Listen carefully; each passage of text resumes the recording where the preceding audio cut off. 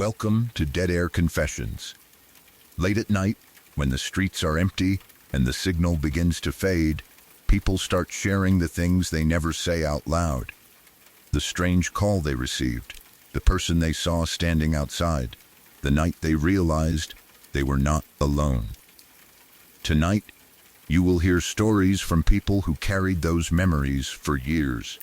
Before we go on air, leave a comment and tell me where you are listening from tonight. And if you enjoy true scary stories with a quiet, late-night feel, subscribe to Dead Air Confessions. Turn the volume down low. The line is open.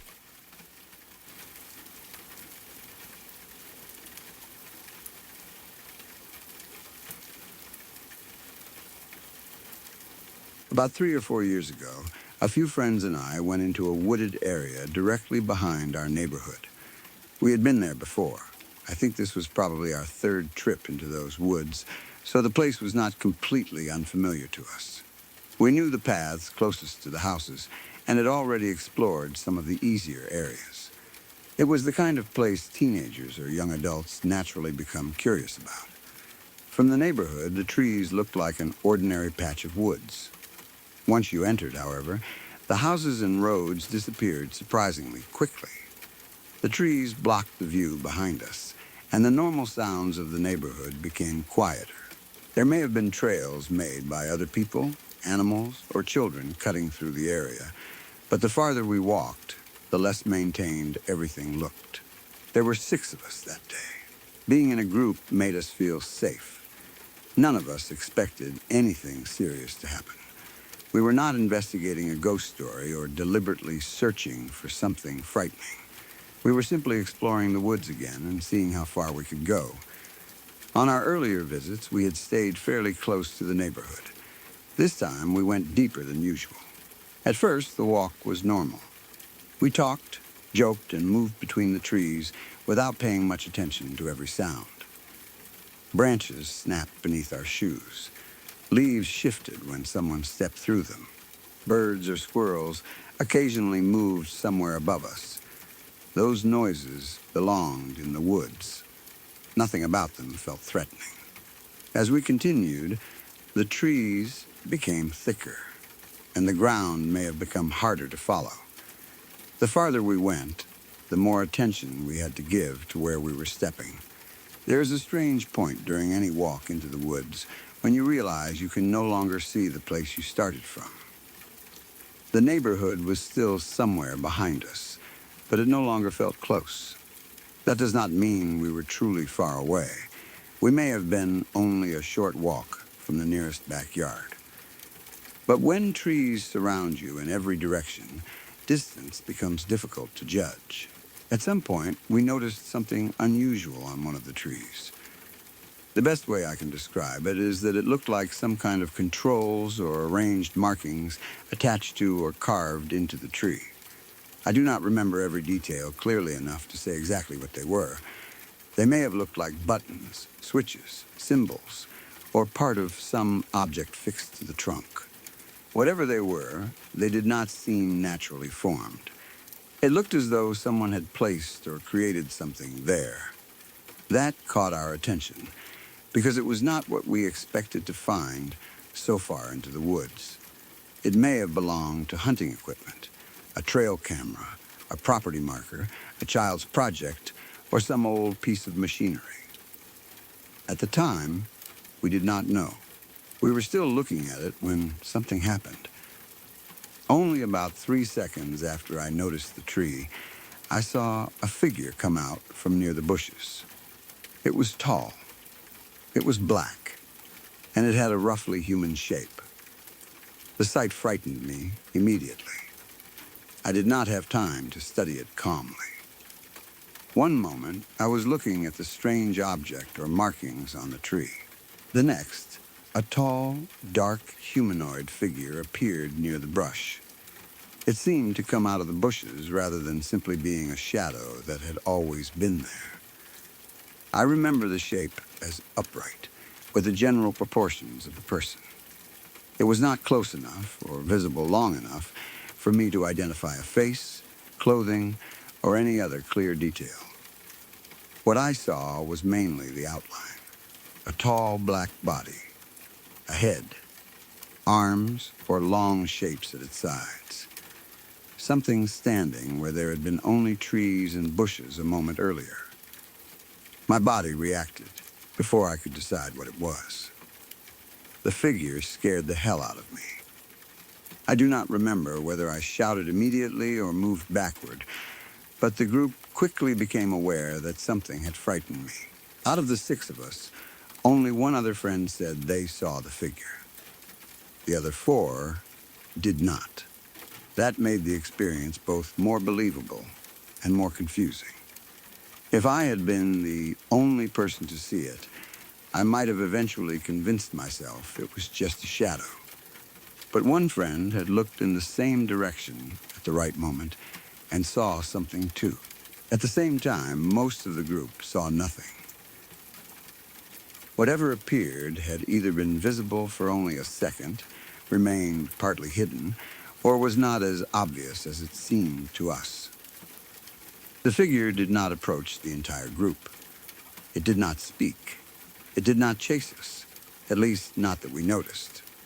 I do not remember seeing it for long enough to understand where it went. It may have stepped back behind the bushes. It may have moved between the trees. Perhaps we ran before watching what happened next. What stayed with me was the sudden appearance. It seemed connected to the moment we noticed the strange tree. We had gone deeper than we normally did. We found something that looked like it had been put there deliberately. Then, only seconds later, a tall, dark figure appeared from the bushes. The timing made it feel as if the figure had been watching that area. Maybe it belonged to whoever had installed the object. Maybe we had entered someone's private space without realizing it. Or perhaps the connection existed only in my mind because the two unusual things happened close together. I still do not know what we saw. The most obvious explanation is that it was a person. Someone may have been in the woods before we arrived. Hunters, homeless people, property owners, teenagers, hikers, or workers sometimes use wooded areas without being visible from nearby neighborhoods. The strange controls or markings on the tree might have belonged to that person. It could have been part of a trail camera, feeder, hunting setup, sensor, or equipment used to monitor animals. If a person saw 6 strangers approaching their equipment, they may have stepped out to see what we were doing. Dark clothing would make them appear almost completely black beneath the trees. If they wore a hood, hat, or face covering, I might not see any features. The shade could also make an average-sized person appear taller. Tree trunks and vertical branches distort human proportions, especially when someone is partly hidden.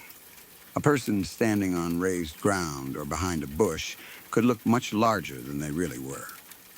Their legs might be hidden, making the visible upper body seem to begin higher above the ground. That could create the impression of an unusually tall humanoid. The person may have retreated when they realized there were 6 of us. They might not have wanted a confrontation. From their perspective, a group of young people had walked farther into the woods than usual and begun examining something attached to a tree. They stepped into view, saw the size of the group, and moved away. We became frightened and left before anyone spoke. This explanation accounts for nearly everything. It also creates a more realistic danger. A stranger living, working, or hunting in the woods could be more dangerous than any supernatural figure. If the object on the tree was private equipment, we may have entered an area where someone did not want visitors. The figure might have been holding something that I interpreted as a long arm or part of its body. A rifle, tool, backpack, or dark coat could alter the outline. Because I saw it only briefly, I could not separate the person from whatever they carried. Another possibility is that it was a shadow. The woods are full of visual patterns that resemble human figures. A dark tree trunk can look like a body. 2 branches become arms. A knot or cluster of leaves creates a head. When the wind moves the bushes, the shape appears to step forward. The human brain is especially sensitive to upright forms because recognizing another person quickly can be important for survival. We often see people where there are only objects. This is called pareidolia. The figure may have existed as a combination of one tree, several branches, and a moving bush. I noticed it immediately after focusing on the strange tree controls. My attention was already high because I had found something unexpected. When movement occurred nearby, my brain may have assembled it into a person. One friend saw the same arrangement from a similar angle and made the same mistake. The other four stood at different positions and did not see it. This would explain why only two of us reported the figure. Visual illusions can depend heavily on viewing angle. From one side, branches align into a perfect silhouette. A few steps to the left or right, the shape disappears. The friend who saw it may have been standing close to me. The others might have been behind us, looking at the tree or facing another direction. By the time they turned, the wind had moved the bushes and destroyed the human outline. The figure seemed to emerge because the leaves shifted. It vanished for the same reason. A burned or very dark tree trunk could also look unusually black compared with the surrounding woods. If part of the trunk had broken or bent, it might appear to lean out from the bushes. Sunlight changes rapidly beneath trees. A cloud moving across the sky can cause one area to darken while another brightens. The sudden contrast can make a stationary object appear to move. At the time, I would not stop to analyze any of that. My brain recognized a tall person and triggered fear. An animal is another possible explanation. A black bear can stand on its hind legs briefly and appear surprisingly human from a distance. Eastern North Carolina has wildlife, and wooded areas can support animals even near neighborhoods. A bear rising behind a bush could look like a tall black humanoid figure. Its ears and snout might not be visible in poor light. Its forelegs could hang in a way that resembles arms. If it dropped back to all fours and moved away, the human form would disappear almost instantly. A bear would also have good reason to remain near equipment on a tree if the equipment was connected to food, bait, or wildlife monitoring. However, I do not remember seeing animal features. There was no clear snout, fur, or rounded ears. I also do not remember hearing heavy movement after the sighting. A bear moving through bushes would probably make noise. But fear and the reactions of 6 people could easily cover those sounds. A large deer could also create a strange upright outline when lifting its head above brush. Dark shadows can hide the body while the neck and head appear unusually tall. But deer do not normally resemble black human figures for more than a split second. A large bird taking off from the ground might create a sudden expanding shape, though I remember something upright rather than winged. The figure could have been another friend, a local child, or someone attempting to scare us. Since people from the neighborhood had likely explored the woods before, someone may have known groups sometimes went there. They could hide near the unusual tree and wait for visitors. A tall person wearing black might step out suddenly, then disappear after frightening everyone. The controls on the tree could even have been part of the prank. Maybe they were designed to attract attention, so people would stop in one exact location. While everyone examined them, the person hiding nearby would emerge. That would explain the 3-second delay perfectly. We noticed the tree. Our attention became fixed. The hidden person saw that we had taken the bait and stepped out. But there is no evidence anyone planned such a prank. No one laughed, followed us, or admitted responsibility. Creating and maintaining a setup in the woods simply to frighten random visitors would require effort. Still, teenagers sometimes do elaborate things for amusement. The friend who also saw the figure could have been involved, though I have no reason to believe that. They might claim to see it to strengthen the prank or because they were influenced by my reaction. This introduces another important possibility: social suggestion. Perhaps I saw something unclear and reacted first. I may have shouted that there was a tall black figure. The friend beside me then looked at the bushes while already expecting to see one. For a second, they identified the same dark shape as humanoid.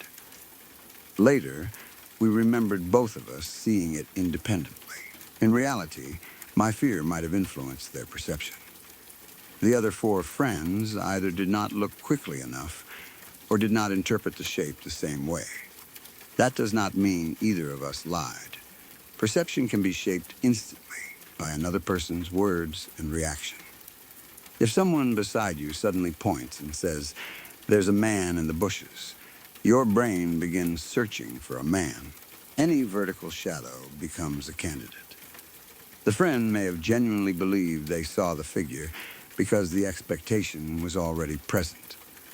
Our memories could also have influenced each other afterward. We may have discussed the shape repeatedly. I remembered it as tall and black. My friend agreed. They added that it looked human. I agreed. Over time, the two memories became more similar. The original glimpse may have been much less detailed than the version we now share. The other four friends' failure to see anything is not proof that nothing was there. The event happened quickly. In a group, people rarely look in the same direction at exactly the same moment. Some may have been standing behind trees or other friends. Others were probably focused on the strange object attached to the trunk. By the time fear spread through the group, the figure had moved away. The fact that one other person saw it still matters, but it cannot identify what it was. The tree itself deserves attention. What I called controls may have been completely ordinary equipment. Trail cameras are often strapped to trees and can include screens, buttons, locks, sensors, antennas, or cases. From a distance, one might look like a control panel. Hunters use feeders, cameras, motion sensors, and markers to monitor wildlife. Researchers and utility workers also attach devices to trees. Surveying equipment, boundary markers, electrical boxes, or old pieces of metal can remain in woods for years. If we approached a trail camera, whoever owned it might later have footage of us. The dark figure could have been the owner checking on the equipment. It might also have been a scarecrow or hanging camouflage material placed nearby. Some hunters use dark fabric, blinds, or tree stands that resemble people. A folded hunting blind could shift in the wind and appear humanoid. Someone sitting in a tree stand might descend or lean out when we approached. Camouflage designed to hide people in the woods can create extremely strange shapes when seen unexpectedly. The supposed figure may have been part of the same equipment rather than a separate being. The controls could have belonged to an old game, art installation, or handmade structure. Someone from the neighborhood may have built it. Children sometimes create imaginary control panels from bottle caps, metal pieces, plastic parts, or painted symbols. The object may have looked mysterious only because we had no context. Finding something artificial deep in the woods created the sense that we had discovered a secret. That feeling prepared us to interpret the next movement as connected and threatening. There is also the possibility that the figure was a person wearing a dark ghillie suit or camouflage. A hunter in black or dark green clothing can remain almost invisible until they move. When they step out of brush, it can look as though the woods themselves formed a human body. A hood or netting hides facial features. The silhouette becomes taller and less proportionate than a normal person. If we startled a hunter, they may have moved quickly away instead of confronting 6 children or teenagers. We may have been closer to hunting activity than we realized. That would be dangerous. especially if we were walking without bright clothing or making ourselves known. The supernatural explanation is that the object on the tree marked some kind of boundary, device, or place we were not supposed to find. The tall black humanoid may have been guarding it. Perhaps it had watched us on our previous visits and appeared only when we traveled too far into the woods.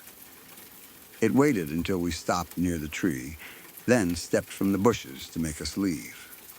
Only two of us could see it, because it did not fully enter normal view, or because we happened to be positioned where it appeared. The figure's lack of detail might suggest it was not a person wearing dark clothes, but a solid absence of light. Stories about shadow people and tall humanoids often describe bodies darker than the surrounding night or forest. They may appear briefly at the edge of vision and disappear when directly observed. Some accounts connect them to isolated wooded areas, abandoned places, or strange structures. My experience shares some of those features. The figure was black. It was tall and human-shaped. It appeared suddenly near something unexplained. Then it was gone. But those same features are also exactly what we would expect from a person or tree seen in shadow. There was no impossible movement that I clearly remember. It did not vanish in the middle of an open field. It did not float, speak, change shape, or approach without making sound. It came from bushes, which provided an ordinary place to hide and leave. Calling it supernatural would go beyond the evidence. The timing is what continues to bother me. We had already visited the woods several times without seeing anything. On this trip, we went farther than before. We found something artificial on a tree. 3 seconds later, the figure appeared. That sequence feels like crossing a line. We entered a part of the woods where someone or something did not want us. The figure arrived to warn us. But timing can create meaning where there is only cause and effect. If the object was human equipment, a person may have been nearby because of it. Our discovery did not summon them. It simply brought us to the same place they were already using. If the figure was an animal, the tree equipment might have been monitoring or attracting that animal. Again, the connection would be real but ordinary.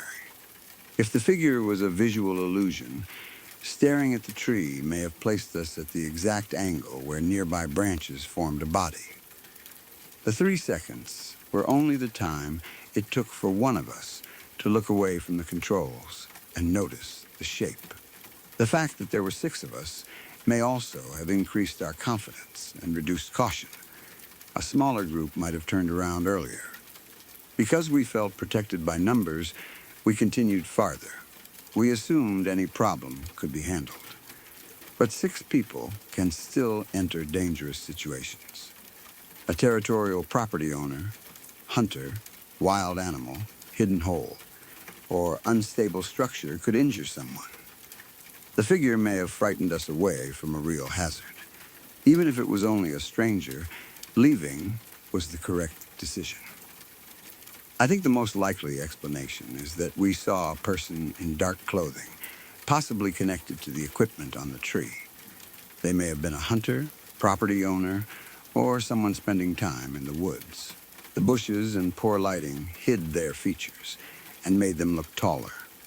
They stepped into view, noticed our group, then moved back into cover. Only 2 of us happened to be looking at the right moment. A bear or a combination of shadows is also possible. Without more details about the figure's movement, distance, and body shape, I cannot choose with certainty. What I can say is that the fear was real. I remember walking deeper into those woods than we had before. The neighborhood disappeared behind the trees. There were 6 of us, enough that nothing seemed likely to approach. Then we stopped beside a tree containing something that looked like controls. For a few seconds, we tried to understand why it was there. Movement came from the nearby bushes. A tall black humanoid shape stepped into view. My body recognized it as something dangerous before my mind found an explanation. One friend saw it too. 4 others turned too late. Maybe it was a hunter protecting a trail camera. Maybe a bear stood up behind the brush. Maybe tree trunks and leaves aligned for 1 second and created a person that was never there. Those explanations are far more likely than an unknown creature. But I still wonder about that tree. I wonder who placed the object there and what it controlled or monitored. I wonder whether the figure had been standing nearby the entire time, watching 6 of us walk into its part of the woods. And I wonder whether it stepped out accidentally, or whether it wanted to make certain we did not go any farther.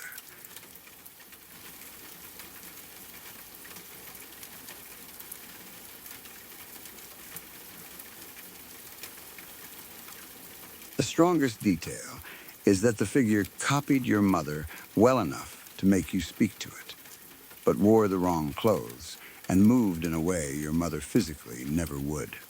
I'm keeping the long, dark hallway, the wide, unblinking eyes, your girlfriend hearing your reaction in real time, and your real mother appearing less than a minute later at the center. When I was in high school, I was lying on my stomach on my bed, talking to my girlfriend on the phone. It was late, probably sometime between 1 and 2 in the morning. My bedroom door was open, and from where I lay, I had a direct view down the hallway. It was a long, narrow hallway. My younger sister's room was along it, and my mother's bedroom was at the far end. At night, most of that hallway stayed dark. The only light came from the small television in my bedroom. It was enough to cast a weak glow across part of the floor and walls, but the farther the hallway stretched from my room, the less clearly I could see. The end near my mother's room was mostly shadow. I was used to looking down that hallway. I had lived there long enough to know how it appeared at different times of night. I knew where the doors were, which floorboards made noise, and how people looked when they stepped out of their rooms. I also knew my mother's habits. She would sometimes get up around that time to take the dog into the backyard. If she noticed I was awake, she might stand outside her bedroom and look down the hallway at me. That was usually her silent way of asking whether I could take the dog downstairs instead. She did not always call my name. Sometimes she would simply appear at the end of the hallway and wait for me to notice her. That night, while I was still talking to my girlfriend, I saw my mother step out of her bedroom. She was wearing one of her white nightgowns. At least, that was what it looked like in the dim light. The pale clothing made her easier to see against the darkness. She stepped into the hallway and stopped. Her body remained near the doorway of her room, facing toward me. Because this seemed like something she had done many times before, I was not frightened. I assumed she wanted me to take the dog outside. I called down the hallway. "Yo, you want me to take out the dog?" She did not answer. I waited. The figure stayed in the same place. I asked again. Still nothing. At first, I thought she had not heard me. Maybe I had not spoken loudly enough because I was on the phone. Perhaps she was tired and waiting for me to stand up. Then I noticed her eyes. The television light did not reveal much of her face, but I could see the eyes clearly enough. They were wide open. She was staring directly at me. My mother had always known that opening her eyes very wide made me uncomfortable. She had done it jokingly since I was a child because she knew it freaked me out. It was an expression that did not look natural on her face. It made her seem surprised, angry, or almost inhuman, even when she was only playing around. As I looked at her standing at the end of the hallway, I assumed she was doing it intentionally. I remember wondering why she would try to scare me in the middle of the night. I was about to tell her to stop. Before I could say anything, she started running toward me. There was no warning. One moment, she was standing completely still near her bedroom. The next, She was moving quickly down the hallway. My mother was a woman of around 300 pounds. She did not run. I had never seen her move like that. The figure came toward me far too fast. It did not move with the heavy, careful steps I would expect from my mother. It rushed through the darkness in a straight line, keeping those wide eyes fixed on me. I screamed. I slammed my bedroom door shut. The movement happened so quickly that I barely remember getting off the bed. I only remember the figure running, my body reacting, and the door closing between us. I locked it or held it shut, then turned on every light in my room. The sudden brightness made everything look ordinary again, but I was shaking. My girlfriend was still on the phone. She had heard me scream and heard the door slam. I told her what I had just seen. I explained that my mother had been standing in the hallway in a white nightgown, staring at me with her eyes wide open. Then she had run toward my room. I expected to hear something outside the door. Footsteps. Heavy breathing. A hand touching the doorknob. Perhaps my mother laughing and admitting she had scared me. Instead, there was silence. Less than a minute later, someone came to my room. It was my mother. This time, she was wearing dark blue pajamas. She looked tired and confused. She asked why I had screamed. I told her she had just scared the hell out of me. She said she had not been out of bed. According to her, my screaming had woken her. That was why she came into my room. I looked at what she was wearing. The clothes were not even close to what I had seen.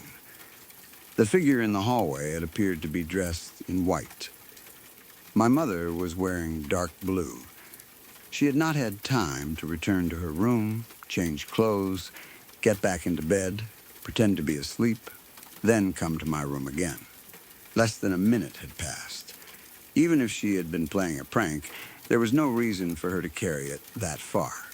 She did not laugh. She did not look guilty. She seemed genuinely confused by what I was telling her. I explained the entire thing. I told her I had seen her step out of her room. I had spoken to her twice. She had stared at me with her eyes wide. Then, she had run toward me. My mother did not believe me. From her point of view, she had been asleep until I screamed. Perhaps she assumed I had fallen asleep while talking on the phone and dreamed the whole thing. Maybe she thought the shadows in the hallway had confused me.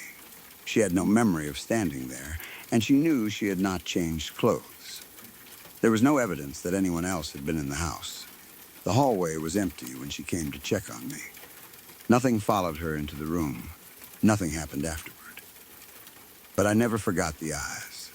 Whenever I tell the story, that is the image that returns first. Not the white nightgown. Not even the running. The eyes. They were open too wide and fixed directly on me. The figure seemed to know that expression frightened me. That is what made the encounter feel personal. It did not appear as a random stranger. It looked like my mother. It stood where she normally stood. It wore something similar to clothes she actually owned.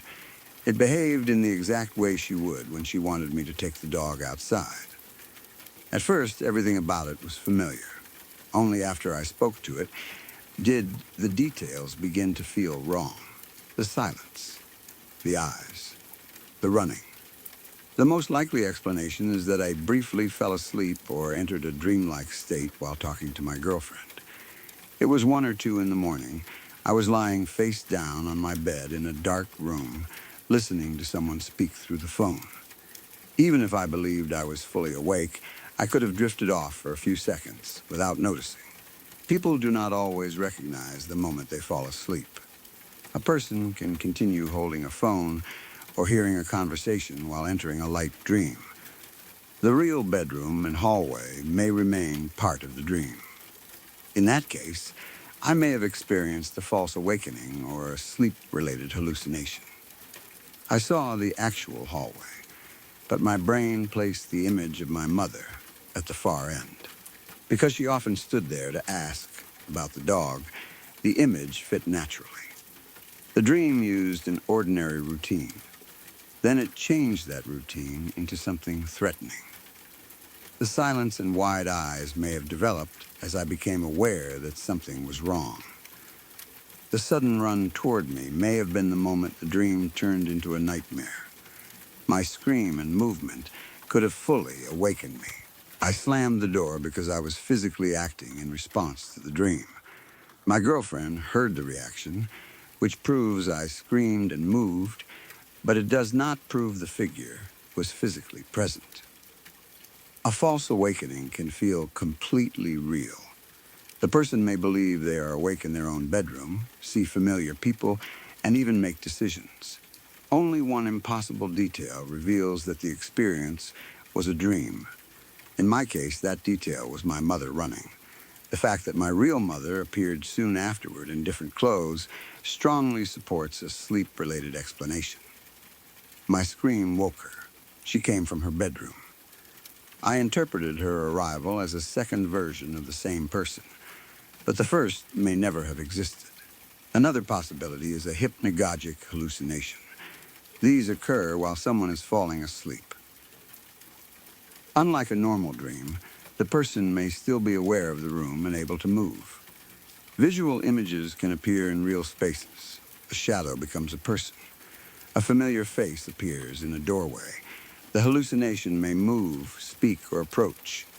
Because the person is not fully asleep, the experience can be more convincing than a dream. I may have been looking down the hallway while my brain entered that transitional state. The low television light provided an incomplete image.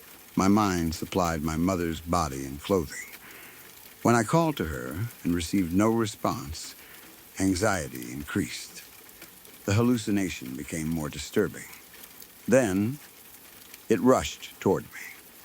My panic ended the state immediately. The figure disappeared because I turned away and closed the door before my brain fully corrected the image. The darkness itself could have produced a visual mistake without sleep. The end of the hallway contained my mother's bedroom door, walls, furniture, and shadows. A hanging robe, curtain, or pale object may have resembled someone in a white nightgown. The television light could make the shape appear human. Because I expected my mother to come out around that time, I identified it as her. That expectation matters. If I had not known her routine, I might have seen only a pale shape. Instead, I saw my mother asking me to take the dog out. The wide eyes could have been two reflections or small points of light. They might come from objects in the room, the television, glass, or something near the doorway. Once my brain formed a face, those points became eyes. When I asked the figure questions and received no answer, fear made the illusion stronger. The apparent run may have been caused by a change in light.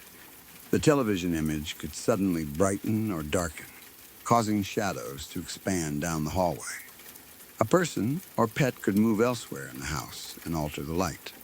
A car passing outside might cast a moving reflection. A pale shadow stretching rapidly toward me could look like a woman running. I reacted before checking whether the shape had legs or a clear body. This explanation would account for the wrong clothing and lack of sound. However, I remember the figure as moving with a human form rather than simply expanding like a shadow. I saw it step out. I saw it stand. Then I saw it run. The memory may be more detailed now than the original visual information was. Fear can turn a few frames of movement into a complete sequence. The figure may have been much less clear than I remember. A real person is another possibility, but the circumstances make it unlikely. Someone could have entered the house and stood in the hallway wearing white. When I spoke, they remained silent. Then they ran toward my room. After I shut the door, they escaped before my mother entered. But there was almost no time. The person would need to turn around, move past my mother's room, find another exit, and leave without being seen. My mother would likely hear someone running near her door. The house would show signs of entry. Nothing was reported missing or disturbed. A family member might have been awake, but no one admitted to it. My younger sister's room was also along the hallway. Perhaps she stepped out wearing pale clothing and I mistook her for my mother. If she ran back into her room when I screamed, the hallway would be empty by the time my mother arrived. But I remember the figure emerging from my mother's end of the hall and being roughly her size. My sister would likely laugh or respond when I called out. She would also need to move in a way that looked like a much larger adult. It is possible under poor lighting, but it does not fit well. My mother could have been sleepwalking. She may have left her room wearing white, stood in the hallway without answering, and moved quickly toward me while not fully conscious. After I closed the door, she could return to her room, change clothes without remembering, then wake again after my scream. That sequence is physically possible only if more time passed than I remember. Less than a minute would not be enough for all of it. Sleepwalkers also do not normally change outfits in response to a frightening encounter and then return pretending to wake. There was no history suggesting my mother did anything like that. The different clothing makes this explanation very weak. The supernatural interpretation is that something copied my mother. It knew her routine. It appeared at the time she normally took the dog outside. It stood in the same place she used when silently asking me to help. It wore a white nightgown because that was an image I associated with her at night. It even used the expression it knew would frighten me. But the copy was imperfect. It did not answer. It opened its eyes too wide. It moved in a way my mother could not. When it realized I was looking directly at it, the imitation broke down. Then it rushed toward me. Some people might describe this as a doppelganger, mimic, or spirit taking the shape of a living family member. Stories about mimics often involve something familiar behaving slightly wrong. A person hears a relative calling from an empty room. They see someone walk past, only to find the real person elsewhere. The copy usually looks convincing until it moves, speaks, or reacts in a way that reveals it is not human. My experience fits that pattern. The figure did not choose the appearance of a stranger. It used someone I trusted, so I would not immediately close the door. It waited until I spoke to it. Then, it came toward me. But there is no evidence that such beings exist, and sleep-related hallucinations can produce the same pattern easily. The brain knows familiar routines and fears. It can create a version of my mother that behaves incorrectly, because that is exactly what makes a nightmare effective. The wide eyes may feel personal, because my own memory supplied them. My brain already knew that expression frightened me. A dream did not need an outside entity to learn it. The girlfriend on the phone is an important witness, but only to part of the event. She heard me talking normally. Then she heard me scream and slam the door. She heard my account immediately afterward, before I had time to change the story. That supports the sincerity of my memory. I was genuinely frightened and believed I had seen my mother. But she did not see the hallway. She could not confirm the figure. Her presence proves the reaction happened in real time, not that the cause was external. The same is true of my mother arriving in dark blue pajamas. Her appearance confirms that the person I saw earlier was not physically her, unless my memory of the clothing was wrong. That leaves a hallucination, illusion, another person, or something unexplained. The timing may have been shorter than I remember. Fear distorts time. The figure could have stood there for only a few seconds. The run may have been a rapid shift in shadow. My mother may have taken longer than a minute to reach me. Memory later compressed the gap because the events felt immediate.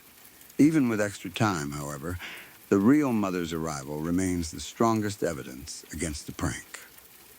She was asleep. My scream woke her. She came to investigate. Her confusion appeared genuine. The most reasonable reconstruction is that I briefly entered a sleep state while talking to my girlfriend. I saw a vivid image of my mother at the end of the real hallway. The image was based on her normal routine and one of my childhood fears. When the hallucination ran toward me, the terror fully woke me. I slammed the door, turned on the lights, and told my girlfriend. My scream woke my actual mother, who came in wearing the clothes she had been sleeping in. That explanation accounts for every detail without requiring an intruder or supernatural copy. It is probably what happened. But the experience remains vivid because the figure did not feel dreamlike. I was having a normal conversation. I knew where I was. I recognized my mother. I asked her a practical question twice. The hallway did not distort or change. Only the person at the end of it became wrong. I still see the scene whenever I tell the story. I am lying on my stomach with the phone near my ear. The small television lights the entrance to my room and sends a weak glow down the hallway. My mother steps from her bedroom wearing white. She stands still. I ask whether she wants me to take the dog outside. No answer. I ask again. Her eyes stay open too wide. I remember thinking she is deliberately trying to scare me. Then she runs. A woman who does not run moves down that hallway faster than I have ever seen her move. Her eyes remain fixed on me. I scream and slam the door. Less than a minute later, my real mother enters wearing dark blue pajamas, confused and recently awakened. Maybe the white shape was only a dream layered over the hallway. Maybe television light and exhaustion created the entire thing. Maybe my mind used a familiar person because that was the quickest way to make the image believable. Those explanations are more likely than anything paranormal. Still, the part I cannot forget is how long I trusted it. I spoke to it as my mother. I waited for it to answer. For several seconds, I believed the person at the end of the hallway belonged in my house. Only when it began running did I understand that whatever I was looking at had copied the appearance of my mother without understanding how she was supposed to move.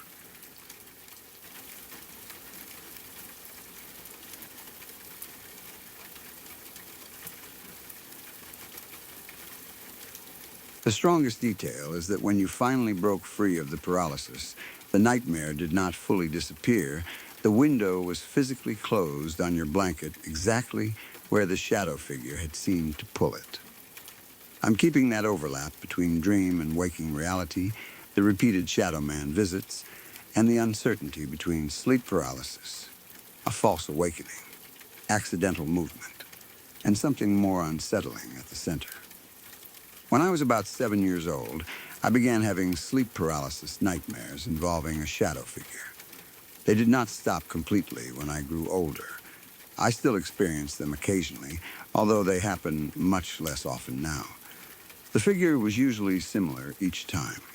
It looked like a person made entirely from darkness. I could see the general outline of a head, shoulders, and body. But there were no clear features. No eyes, mouth, clothing, or skin. It was darker than the room around it. Most of the time, it appeared close to my bed and leaned over me as though it were studying me while I slept. I knew these experiences happened during sleep paralysis because of the way my body felt. My eyes were open, or at least they seemed to be open, and I could see my bedroom around me. I recognized the walls, furniture, doorway, and window. But I could not move. I could not raise my arms, turn my head, sit up, or pull the blanket over my face. Sometimes I tried to speak and could not make a sound. It felt as though my mind had woken while the rest of my body remained asleep. At 7 years old, I did not understand what sleep paralysis was. I only knew that I would wake and discover that something was in my room while my body refused to protect me. The helplessness was often worse than the figure itself. If I had been able to run, turn on the light, or call for my parents, the shadow might not have felt so powerful. Instead, I could only watch it. The experiences became familiar, but they never became normal. I might recognize the Shadow Man, yet each appearance still filled me with fear because I did not know what he would do. Usually, he only watched. One particular night was different. That night, the Shadow Man became aggressive. My bed was positioned so that the window was near the foot of it. In the nightmare, I became aware of the window while lying beneath my blanket. The room looked like my real bedroom, but it had the heavy, unnatural atmosphere that often comes with sleep paralysis. Everything seemed darker and quieter than it should have been. Then, I saw the Shadow Man coming through the window. I do not remember the glass breaking or the window opening normally. He simply seemed to enter through it. His body came from the darkness outside and moved into the room. I could not see his hands clearly, but I felt him take hold of my blanket near my feet. Then he began pulling. The blanket tightened around my body. Slowly, I started sliding toward the foot of the bed. He was dragging me toward the window. I tried to move. Nothing happened. I ordered my arms to grab the mattress, headboard, or anything that could stop me. My body ignored me. I tried to kick my legs, but they remained trapped beneath the blanket. I could not turn away or close my eyes. All I could do was watch the dark figure pull me closer. The movement was slow. That made it worse. If he had grabbed me and pulled quickly, there would have been no time to understand what was happening. Instead, I felt every small movement. The blanket stretched. My body shifted. The window came closer. I knew that if he succeeded in pulling me through it, something terrible would happen. I did not know what was outside or where he intended to take me. The nightmare did not provide an explanation. It only gave me the certainty that I could not allow myself to reach him. I fought against the paralysis with everything I had. Anyone who has experienced sleep paralysis understands how strange that fight feels. You are convinced that you are trying as hard as possible to move, yet nothing visible happens. The effort remains trapped inside the body. I focused on moving one arm, then one finger, then any part of myself that might respond. The Shadow Man continued pulling. I felt myself reaching the end of the mattress. The blanket tightened more. The window was directly ahead. Finally, something broke. My body suddenly responded. I came out of the paralysis and lifted myself enough to look toward the foot of the bed. The Shadow Man was gone. The window was closed. But my blanket was caught in it. Part of the blanket had been trapped beneath the closed window. For a few seconds, I could not understand what I was seeing. The nightmare had shown the figure coming through that exact window and pulling me by the blanket toward it. Now I was awake, and the blanket really did lead to the window. The glass had not been open. The shadow figure was gone, but the fabric was physically caught there as though something had pulled it through and shut the window on it. That discovery made the experience different from the other sleep paralysis episodes. If I had woken and found the blanket lying normally across the bed, I could have dismissed everything as another nightmare. The Shadow Man was a hallucination. The pulling sensation came from the dream. Nothing had happened in the room. But the trapped blanket seemed like physical evidence. The dream and the waking world overlapped. Something I believed was happening during the paralysis had left a result behind after I could move. At 7 years old, I did not have a reasonable explanation for that. I believed the Shadow Man had actually tried to pull me through the window. Maybe I had escaped only because I broke free at the final moment. Perhaps the closing window had trapped the blanket and stopped him. Or maybe he had disappeared because I became fully awake. Whatever the explanation, I was terrified. That was the most aggressive experience I ever had with the shadow figure. The other visits involved watching, leaning over me, or simply being present. This one involved physical movement. He did not remain at a distance. He grabbed something around me and tried to remove me from the room. The window made it feel even more threatening. A doorway belongs to the house. People enter through it. A window at night feels like a boundary between the safe room and the unknown outside. The figure did not come from the hallway or another part of the home. He came from beyond the glass. He seemed to belong outside and wanted to take me there with him. As I grew older and learned about sleep paralysis, I found an explanation for most of what I'd experienced. During normal rapid eye movement sleep, the brain temporarily reduces the activity of many voluntary muscles. This prevents us from physically acting out our dreams. Sometimes awareness returns before that muscle inhibition has ended. A person feels awake but cannot move. Because the brain may still be partly dreaming, images and sounds can appear inside the real bedroom. These hallucinations often involve a presence. People report shadow figures, intruders, demons, animals, old women, strangers, or something sitting on the chest. Many feel watched. Some feel touched, pulled, held down, or moved. The experiences can be incredibly realistic. Knowing that helped me understand why the shadow man appeared repeatedly. My brain may have used the same figure because it had become familiar. The first frightening episode created an image that returned whenever I woke in the same vulnerable state. Once I expected the shadow man, my half-dreaming mind produced him again. The figure became a way for my brain to explain the paralysis. I could not move because he was there. I felt pressure because he was holding me down. The sense of danger came first, and the mind gave that danger a human shape.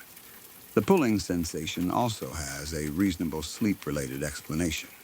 During sleep paralysis, people can experience false movement. They may feel that they are floating, falling, turning, leaving their body, or being dragged. The body remains on the bed, but the brain's sense of position becomes unreliable. I may have felt the tension of the blanket around my legs and interpreted it as someone pulling. My sleeping mind then created the shadow figure at the window to explain the sensation. A blanket caught near the foot of the bed could create real pressure. If it was trapped in the window before I fell asleep, it would resist whenever I shifted. That tension might enter the dream. My body moved naturally during sleep. The blanket pulled against the closed window, and my brain turned that physical resistance into a story. Something is holding the blanket. Something is dragging me toward it. The shadow man appeared because he was already part of my recurring nightmares. This may be the strongest ordinary explanation. The blanket was caught in the window before the nightmare began. I did not notice it when I went to bed. As I moved during sleep, the fabric tightened. The sensation became part of the dream. When I woke, the cause was still there. The trapped blanket did not prove the shadow man had touched it. It may have created the nightmare in the first place. At 7 years old, I would not think to inspect how the bed had been made or whether the blanket had fallen near the window earlier. A parent may have opened the window during the day and accidentally closed it on the fabric. I might have placed the blanket there myself. Perhaps it hung partly off the bed, and a corner became trapped when someone shut the window. By nighttime, everyone had forgotten. The detail became important only after the nightmare. Another possibility is that the blanket became caught while I was asleep. The window may have been slightly open. During the paralysis episode, I may have moved more than I realized. Although large movements are usually limited during REM sleep, small movements can still occur, especially while waking. I could have kicked or pulled the blanket toward the window. A draft might have moved part of the fabric. The window could then have shifted or closed because of its own weight, wind, a weak latch, or someone outside the room. When I fully woke, I saw the final result. The dream may have included those real sounds and sensations. The window moved. Fabric scraped. The blanket tightened. My brain translated them into the shadow man entering and pulling me. I do not remember hearing the window close, but dreams often absorb real sounds without preserving them accurately. An alarm becomes a siren. A person speaking becomes a voice in the dream. A blanket tug becomes an attacker. The order of events may also have changed in memory. Perhaps I woke partially, noticed the blanket trapped in the window, and then slipped back into a nightmare. The dream used the real image. Later, I remembered waking only after the shadow man disappeared. This would be another form of false awakening. A false awakening happens when someone dreams that they have woken up. The room looks correct, and the person believes they are conscious, but they are still dreaming. I may have had several layers of waking. In the first layer, I saw the figure and felt myself being dragged. In another, I believed I had broken free and looked at the window. Then I woke fully and saw the blanket caught there. The dream and reality felt continuous because the brain reproduced the real room accurately. That could explain why I remember watching the figure enter through a closed window without questioning the mechanics. Dreams do not always follow physical rules. A shadow can pass through glass. A blanket can pull a body without changing shape. A child can be moved toward an opening that is too small. During the dream, none of that needs explanation. The terror makes the scene convincing. Memory also becomes less reliable over time. The experience happened when I was about 7. I have remembered it for years, probably told it more than once, and compared it to later sleep paralysis episodes. The central facts may be accurate. I experienced paralysis. I saw the shadow man near the window. I felt as though I was being pulled. Afterward, the blanket was caught in the window, but the exact sequence may have changed. Maybe the blanket was only resting against the closed window rather than firmly trapped. Perhaps I interpreted a folded edge as being caught. Maybe I had already noticed it before sleeping and forgot. The movement toward the window may have been less physical than I now remember. Fear can sharpen some details while simplifying others. The shadow man becomes clearly aggressive. The blanket becomes undeniable evidence. The window becomes the exact point where the dream crossed into reality. That does not mean the memory is false. It means the mind has carried it from childhood into adulthood, rebuilding it each time. The emotional core is probably the most stable part. I felt completely helpless. Something was pulling me from my bed. When I woke, the blanket connected my body to the place where the thing had appeared. That feeling would remain even if the exact position of the fabric changed in memory. There is also a neurological reason the figure may have appeared near the window. Sleep paralysis hallucinations often use the natural shapes and boundaries of a bedroom. Doorways, windows, closets, and dark corners become entry points. The brain expects people or threats to come from openings. A window at the foot of the bed was already within my line of sight. The darkness outside provided a perfect background for a shadow figure. My eyes may have been partly open, seeing the real window while the dreaming brain added a body moving through it. The location was not random. It was the most obvious place for an imagined intruder to enter. The feeling of being dragged may also have been connected to the position of my body. If the bed was slightly tilted, if my legs were hanging lower, or if the blanket was pulling toward the foot, gravity could create a subtle downward sensation. While fully awake, I would ignore it. During paralysis, the sensation might become dramatic. The brain is already alarmed because movement is impossible. Any pressure becomes evidence of attack. A small shift feels like being pulled across the mattress. The fear itself can create bodily sensations. Adrenaline raises the heart rate and tightens muscles. Breathing changes. The chest and stomach may feel as though they are moving or sinking. The brain then interprets those sensations visually. The figure pulls. The body slides. The window approaches. Everything supports one terrifying story. The fact that I still experience sleep paralysis, though less often, also supports a recurring sleep condition rather than repeated external visits. The shadow man appeared during the same type of state. He did not show himself while I was fully awake during the day. I did not find footprints, damaged screens, or broken locks. No one else saw him standing in the room. His appearances followed the conditions in which vivid hallucinations are known to happen. That makes the ordinary explanation very strong. Still, the window and blanket prevent the memory from feeling fully solved. Even if the trapped fabric caused the dream, the coincidence was perfect. The shadow man appeared at the window. He grabbed the blanket. I fought to move. I woke. The blanket was caught in the window. It is easy to understand why a child would see that as proof. It is also easy to understand why part of me still finds it disturbing. A purely internal nightmare seemed to know something about the physical room. But dreams frequently use real information. The sleeping brain remains connected to the body and environment. It hears sounds. It feels temperature. It notices pressure. It can recognize that the blanket is caught even when conscious awareness does not. The nightmare may have been the brain's explanation for a real sensation I had not yet identified. In that sense, the dream did know about the blanket.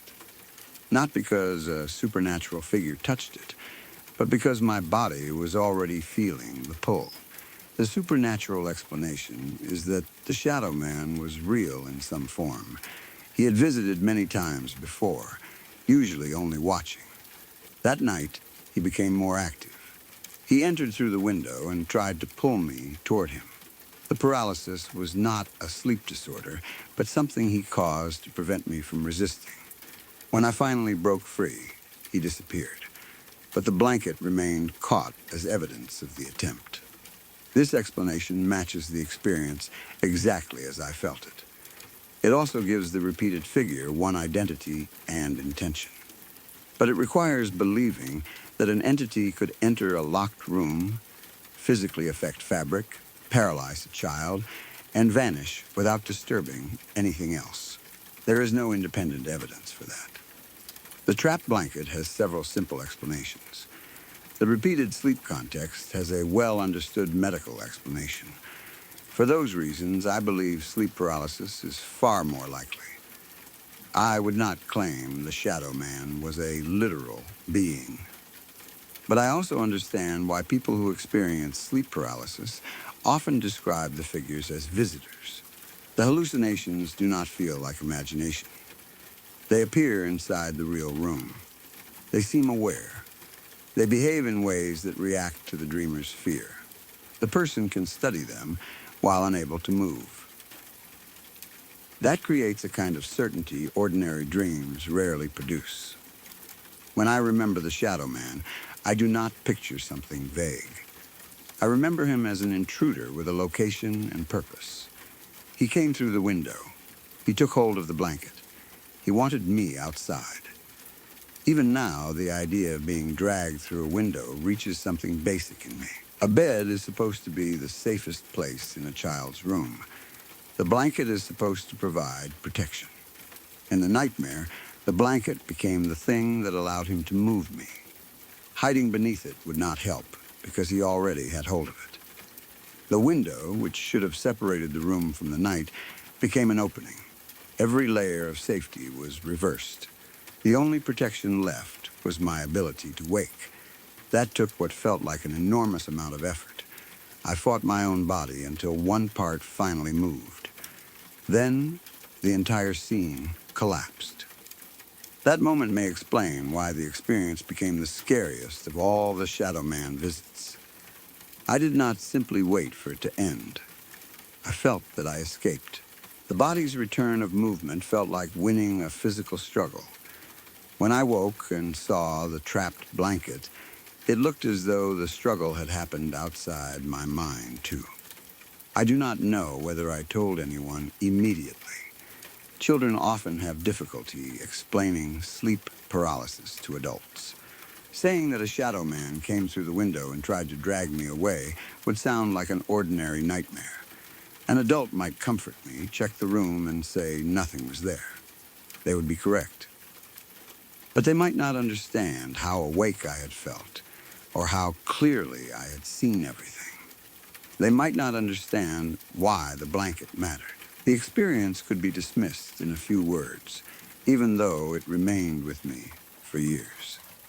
As I grew older and continued having similar episodes, I learned not to trust everything I saw during paralysis. Sometimes recognizing the state helped. I could tell myself that the figure was part of the dream, and that movement would return. The fear did not disappear completely, but knowledge gave me some distance. I knew that the Shadow Man had no power once I became fully awake. He belonged to the border between sleeping and waking. That border can feel like a place, especially when the same figure returns. For a few seconds, the bedroom contains both realities. The real walls and furniture remain visible. The dream adds something that should not be there. Then the body wakes, and the extra figure vanishes. Most of the time, no evidence remains. That night, something did. A corner of the blanket was trapped in the closed window. Maybe it had been there for hours. Maybe a draft or movement caused it. Maybe my brain sensed the tension and built the nightmare around it. That is the explanation I trust most.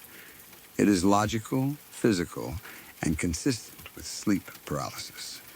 But the child I was did not understand any of that. He woke unable to move and saw a dark man entering through the window. He felt the blanket tighten. He felt his body sliding toward the foot of the bed. He fought while the figure pulled him closer. Then movement returned. The room became real again. And exactly where the Shadow Man had been standing, the window was shut on the blanket he had seemed to hold. I still experience sleep paralysis occasionally, but the figure has never frightened me in quite the same way again. He may appear. He may watch. But that night was the only time I remember him trying to take me somewhere. There was no message, voice, or explanation. Only the slow pull toward the darkness outside. I know now that the mind can create all of it. The figure, the movement, the touch, the certainty that another presence is in the room. I know the blanket probably caused the sensation rather than proving the dream was real. But understanding an event does not erase the image. Whenever I think about the Shadow Man, I return to that window. I am 7 years old. My eyes are open. My body is locked in place. A black figure is coming through the glass at the foot of my bed. He reaches for the blanket and begins dragging me toward him. I fight for one finger, one arm, any movement at all. Finally, I break free. The figure disappears. The window is closed, and my blanket is trapped beneath it, stretching from my body to the exact place where something had just been pulling from the other side.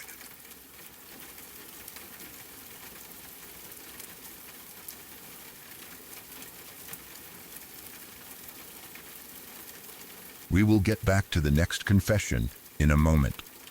If you are new here, subscribe to Dead Air Confessions for more real stories from people who experienced something they still cannot explain. Your support helps keep these late-night broadcasts alive. You can also leave a like and tell me which story has unsettled you the most so far. Now, let's return to the signal.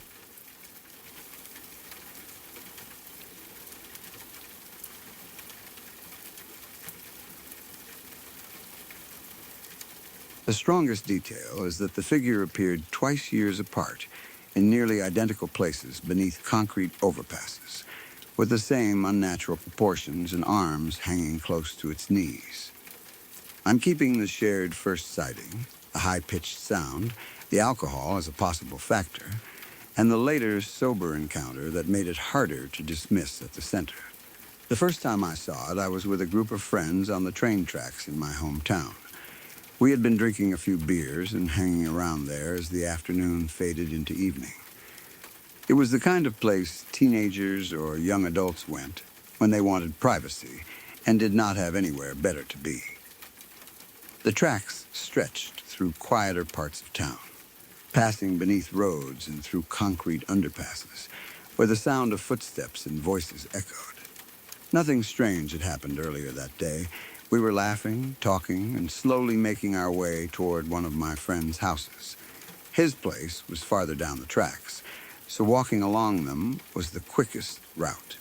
It was beginning to get dark, but there was still enough light to see where we were going. The sky had not become completely black yet. The remaining daylight reached the open parts of the tracks, while the underpasses had already turned much darker.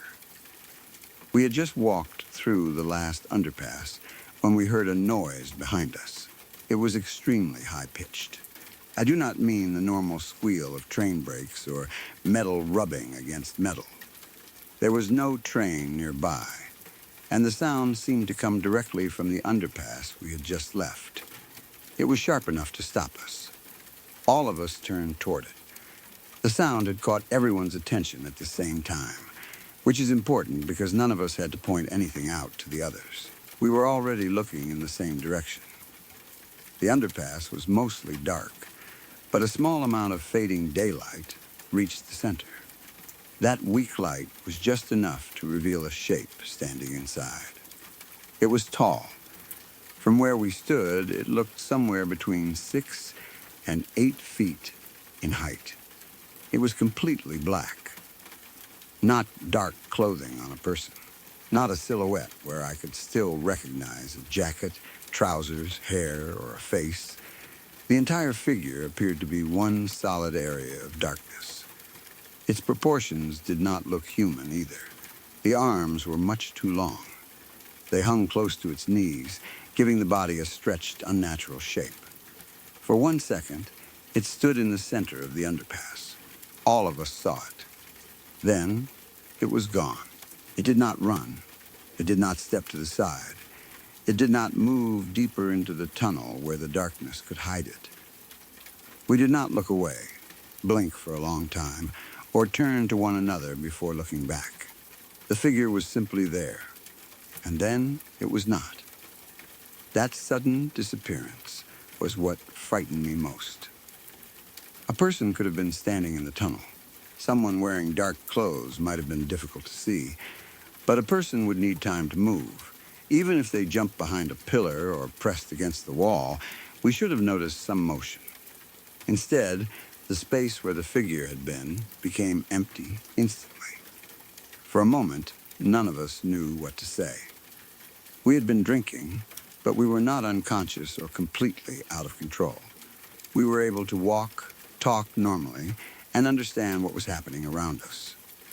Alcohol may have affected our judgment, but it would be unusual for several people to see the same detailed figure in the same place at the same time. One person might misinterpret a shadow. A group can also influence one another, but no one had described the figure before we all saw it. The sound made us turn.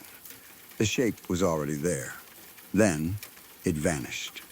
We did not go back into the underpass to investigate. Whatever courage we had while drinking disappeared quickly. We continued toward my friend's house, but the mood had changed. I do not remember every part of the conversation afterward. We may have tried to laugh it off or convince ourselves that it was a person. Someone might have suggested an animal, a trick of the light, or a homeless man hiding beneath the road. But none of those explanations matched what I remembered seeing. The arms were too long.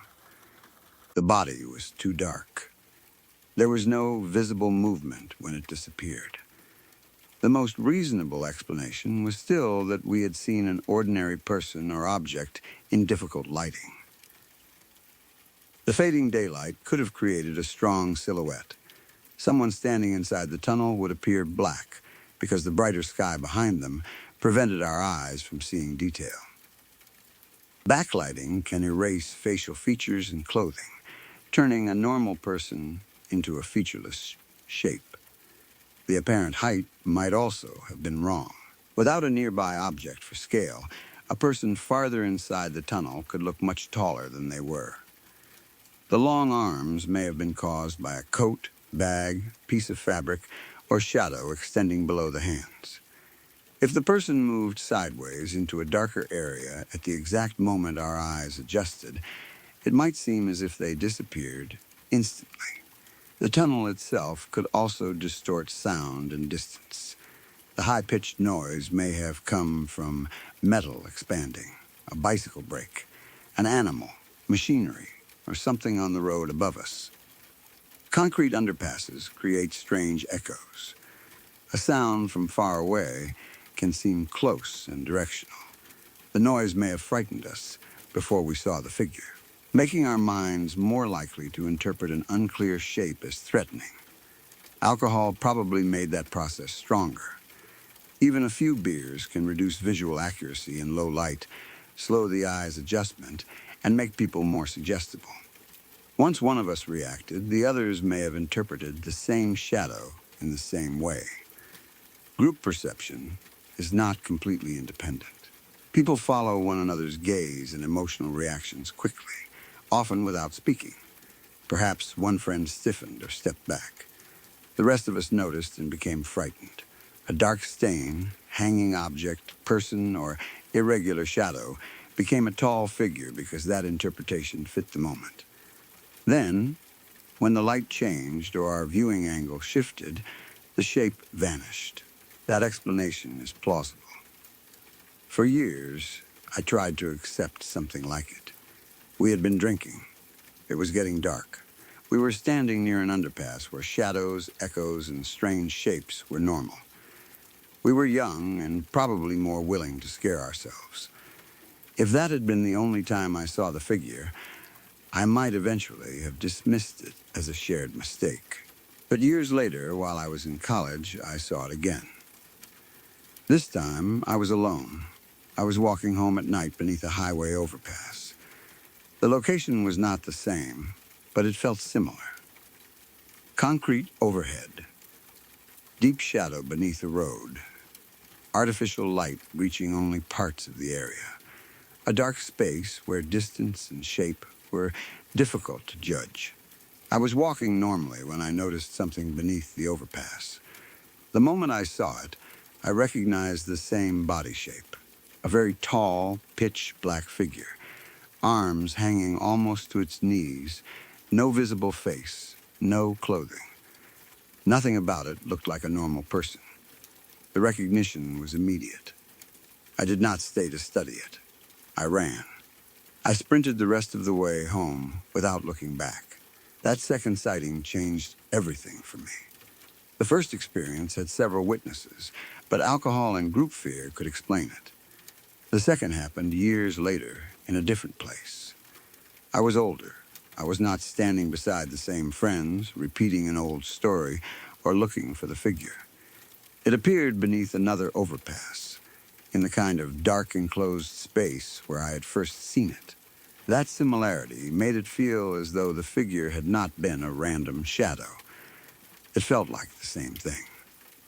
I cannot prove that, of course. The human mind is extremely good at recognizing patterns, even when the match is incomplete. The first sighting had left a strong image in my memory. A dark overpass later in life could trigger that memory instantly. If I saw any tall person or shadow in a similar environment, my brain might complete the shape before I examined it. The long arms could be a detail borrowed from the earlier experience rather than something I clearly saw the second time. Fear would make the process happen quickly. I recognized the figure, panicked, and ran before gathering enough information to correct the first impression. The second shape may have been a person wearing a long coat. It could have been a signpost, hanging material, a column, a tree shadow, or construction equipment. Highway overpasses contain beams, barriers, cables, stains, and objects that can form human-like silhouettes. A distant person can seem completely black under poor lighting. Their arms may appear longer if they carry bags, wear loose sleeves, or stand with clothing hanging at their sides. The moment I interpreted the shape as the same figure, adrenaline took over. I did not remain there long enough to see it move naturally. Running protected me from a possible human threat, but it also prevented me from learning what I had actually seen. There is no shame in that. A person standing beneath an overpass at night can be dangerous even if they are entirely human. Leaving quickly was the safest decision. But because I ran, the second figure remained unresolved. It never had the chance to become an ordinary person walking home, a shadow cast by a support column, or a piece of fabric moving in the wind. It stayed exactly as I first saw it. Tall, black, long, armed, waiting beneath the concrete. The two locations may be important for ordinary reasons.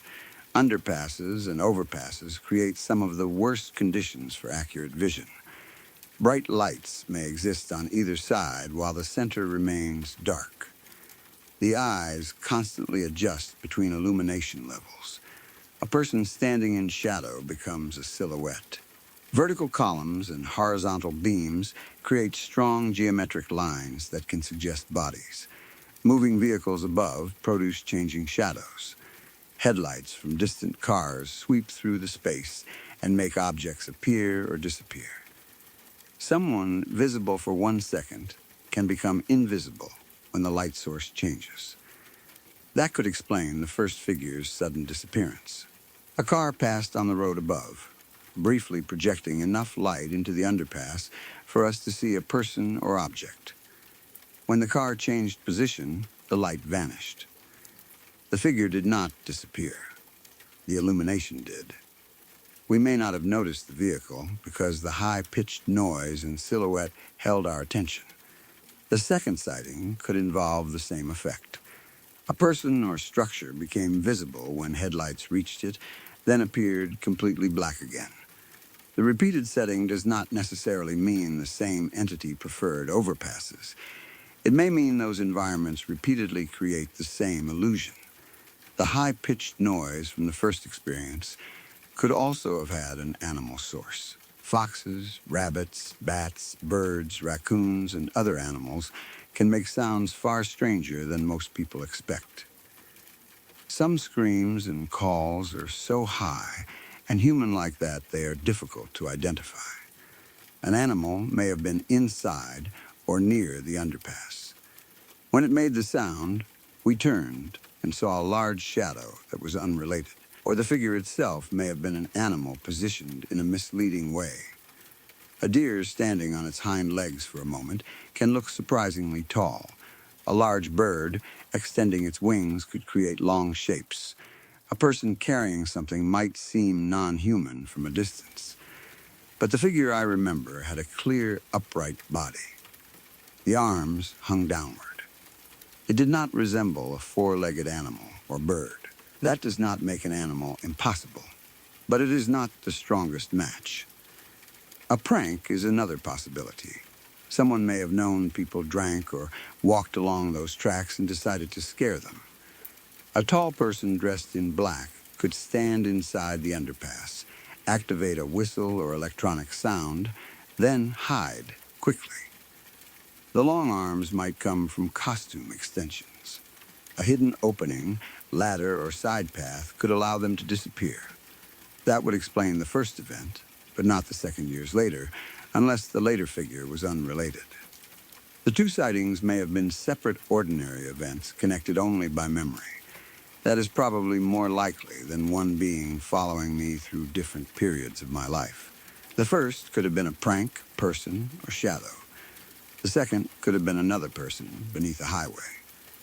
Because the first event had frightened me so deeply, I interpreted the second through it. That explanation requires no supernatural connection. It only requires two ambiguous nighttime sightings in similar environments. Considering how often people walk near bridges, tunnels, and overpasses, that is not impossible. I've also thought about whether the first group truly saw identical details. We all saw a black figure, but did everyone independently notice the long arms?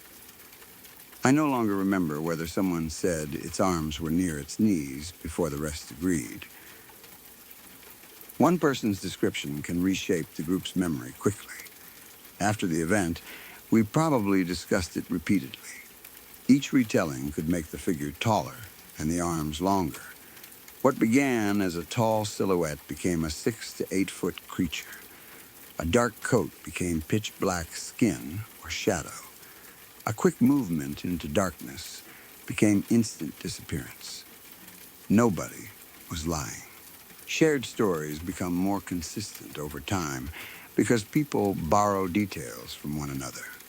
My later college sighting may then have reinforced the final version. I saw another dark figure and used the established shape from the story.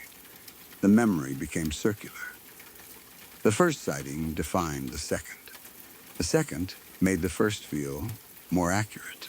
That is how sincere eyewitness memories can grow stronger without becoming more reliable. The phrase "I knew it was not human" reflects the certainty I felt, not something I could scientifically demonstrate. I did not see its face or examine it in good light. I did not watch it walk, bend, or interact with an object. I saw a silhouette briefly the first time and from a distance the second. Those conditions are not enough to rule out a human being. But emotional certainty can be overwhelming. The proportions felt wrong instantly. The figure did not fall into the category of person wearing dark clothes. It looked like a shape, pretending to be human without understanding the correct measurements. The arms were the feature that broke the resemblance. Human arms normally hang to around the upper or middle thigh. These seemed to reach almost to the knees. That gave the body an ape-like or stretched appearance, but it did not look like an animal either. It stood too upright. The darkness was also unusual. A person in black clothing still has variation. Shoes, skin, hair, fabric, and folds reflect different amounts of light. This figure seemed uniformly black. It was not a person standing in darkness. It looked like a missing piece of the scene. A hole shaped like a body. That may have been an effective contrast. When a dark object is viewed against a lighter opening, the eyes lose surface detail. The entire form becomes one black area. The more we stare, the flatter and less human it looks. The same effect happens when photographing someone against a bright sunset. The camera captures only the outline. The face and clothing vanish. The figure becomes solid black. Underpasses naturally create this kind of backlighting. The shadow black appearance, therefore, supports an optical explanation as much as a supernatural one. The disappearance is more difficult emotionally, but not physically.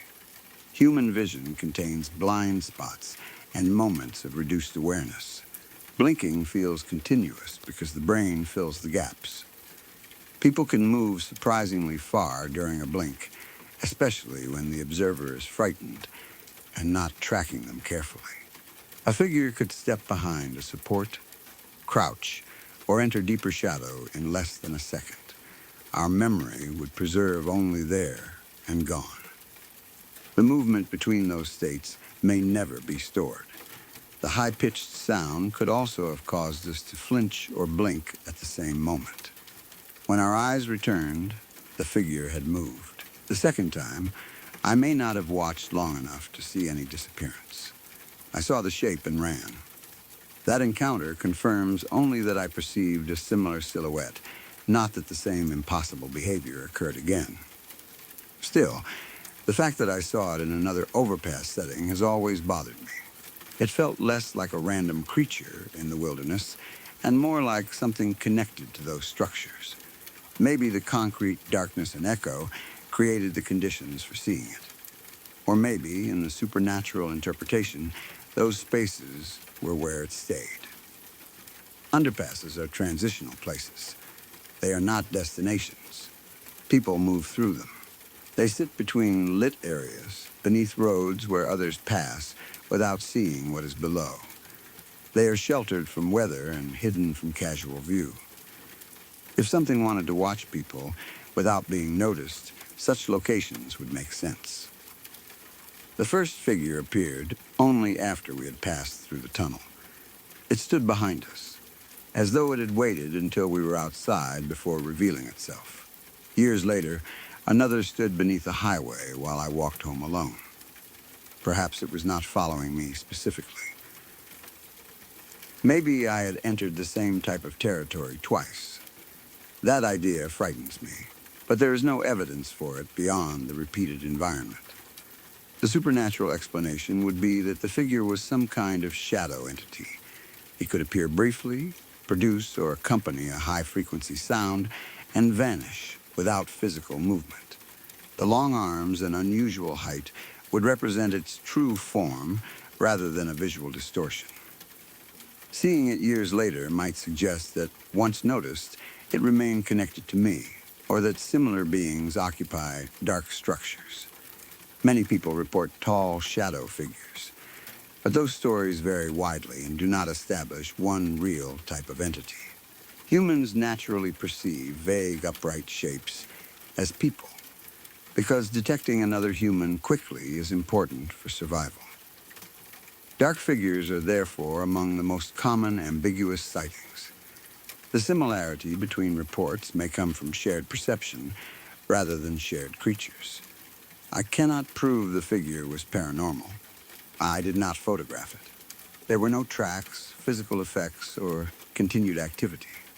The first sighting lasted only a second. The second ended because I ran.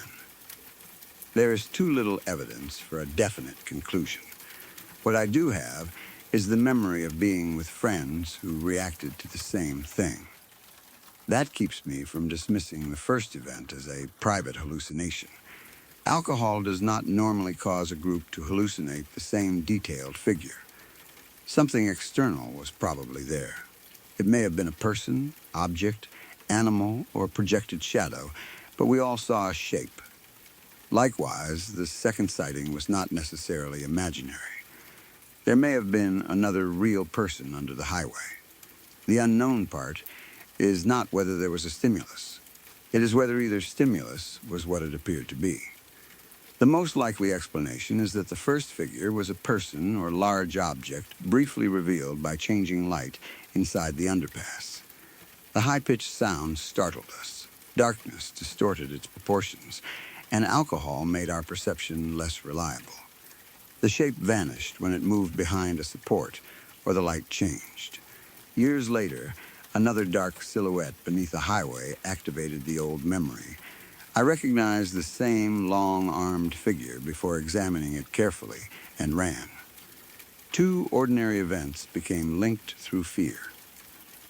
That is the explanation I would give someone else. It is grounded, plausible, and fits the environments. But the memory has never felt ordinary. I still see the tracks at dusk. My friends and I are walking toward the house, joking and carrying the mild, careless confidence that comes after a few beers. Then the sound comes from behind us, a high, piercing noise inside the concrete tunnel. We turn. In the remaining light stands something much taller than a normal person. Its body is completely black. Its arms hang close to its knees. For 1 second, it faces us. Then the tunnel is empty. Years later, I walk beneath another overpass alone. The same proportions rise from the darkness. There is no group this time to confirm it. No one beside me to say they see it too. I do not wait for it to disappear. I run until the overpass is far behind me. Maybe both figures were people. Maybe the first one moved during a blink, and the second was a homeless man, pedestrian, or shadow cast by highway lights. Those possibilities are more likely than a creature that appeared across years. I understand that. But when I remember it, I do not see clothing or a face hidden by poor light. I see arms that are much too long. I see a body made from the same darkness as the tunnel, but somehow darker. And I remember the instant certainty that whatever stood there had the outline of a person without truly being one. The first time, it vanished before any of us looked away. The second time, I made sure I was the one who disappeared first.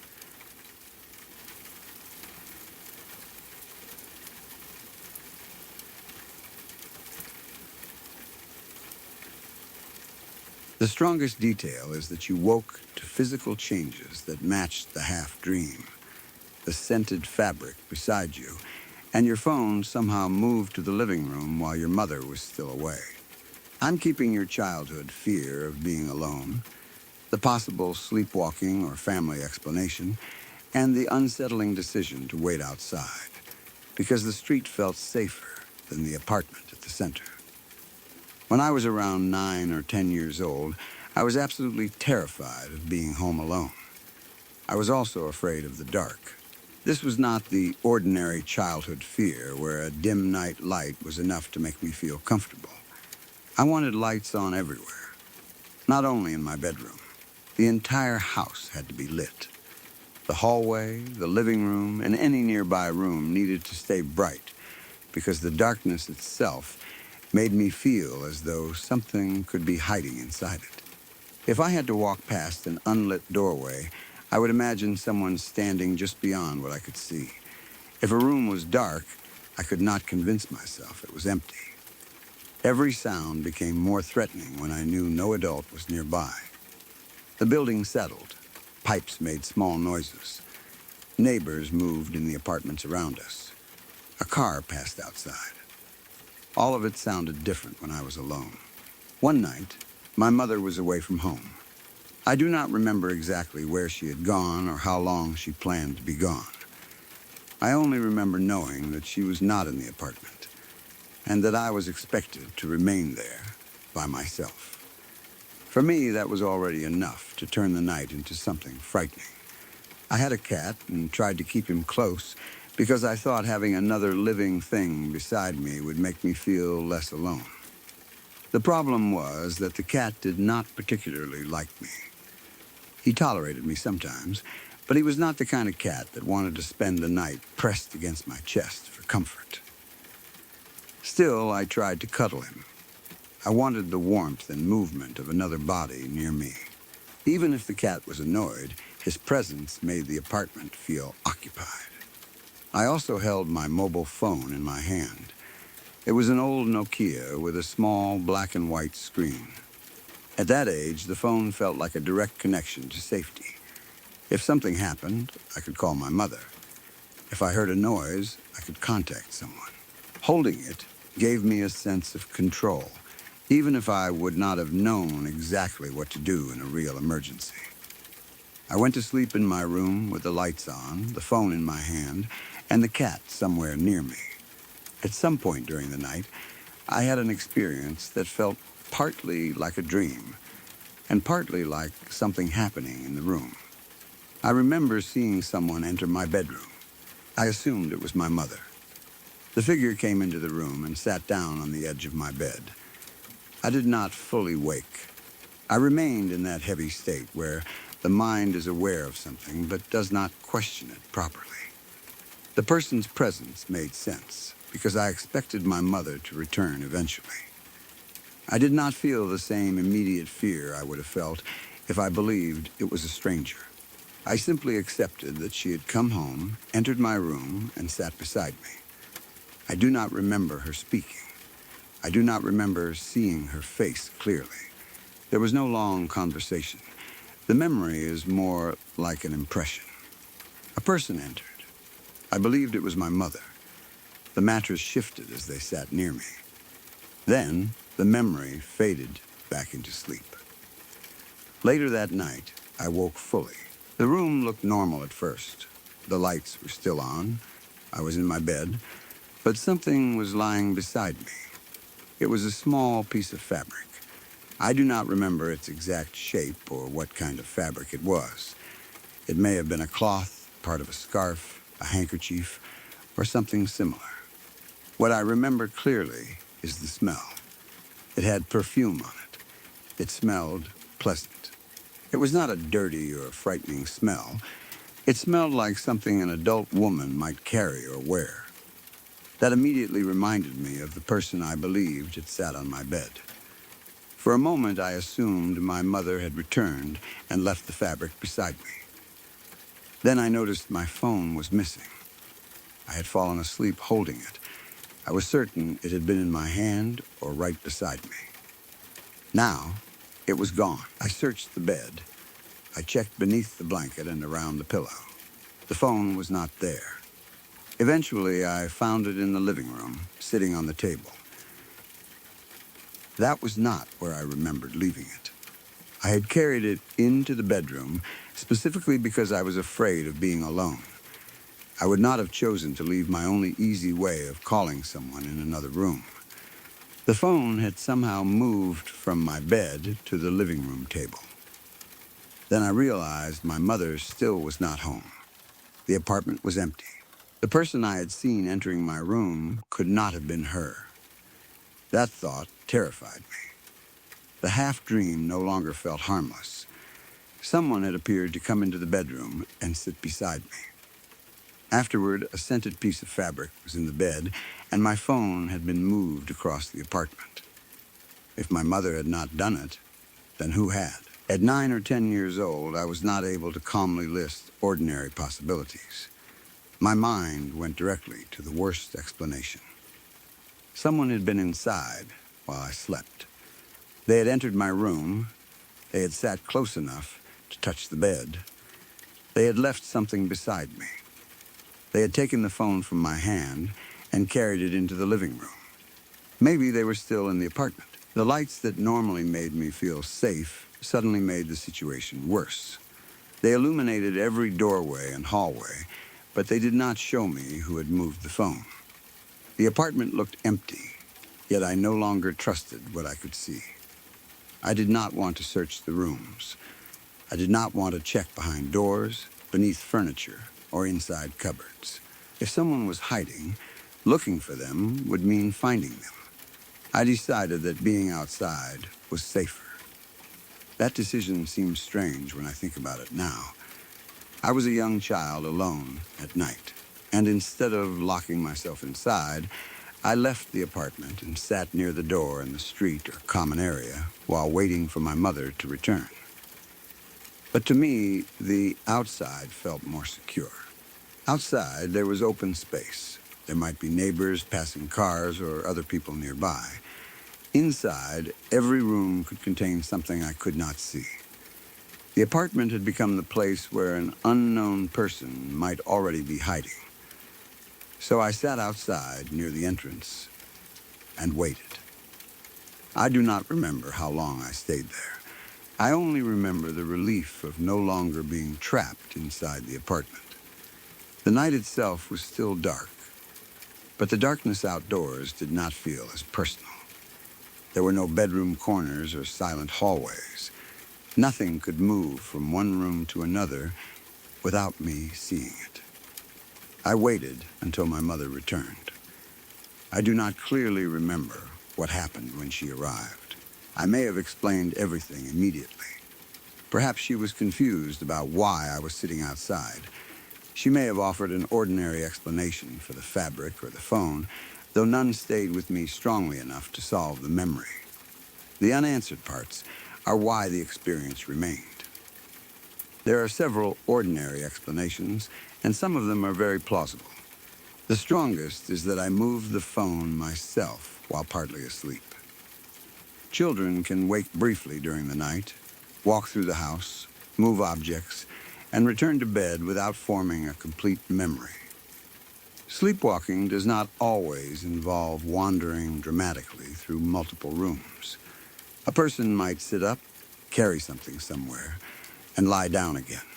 I could have awakened while still confused, taken the phone into the living room, placed it on the table, and returned to bed. Later, the event would be missing from memory. The dream of my mother entering may have developed around that movement. Perhaps I dreamed that she took the phone or came to check on me. When I woke, I remembered the dream, but not my own actions.